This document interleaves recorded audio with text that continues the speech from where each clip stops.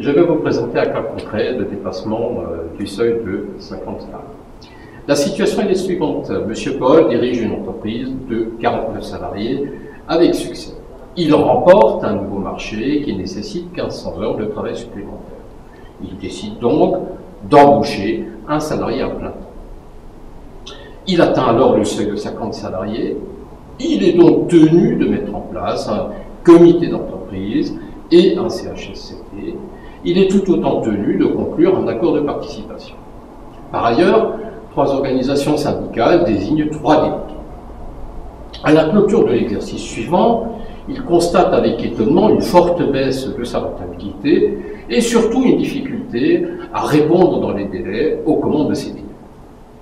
Il nous demande alors d'auditer sa situation. Nous faisons alors le constat suivant. Les charges ont augmenté globalement de 70 000 €, soit 40 000 au titre des coûts salariaux et 30 000 au titre de la participation et de la subvention C. Nous constatons aussi que 1400 heures ont été consacrées par les représentants du personnel à leur délégation. Ce sont donc autant d'heures productives qui ont été perdues. Nous constatons ensuite que 400 heures ont été consacrées par M. Paul et son équipe à l'animation, la direction et le suivi de ces obligations nouvelles.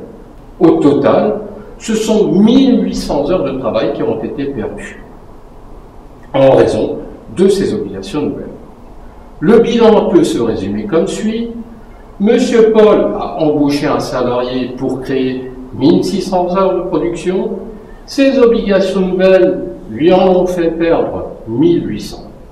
De plus, ses charges ont augmenté de 70 000 €.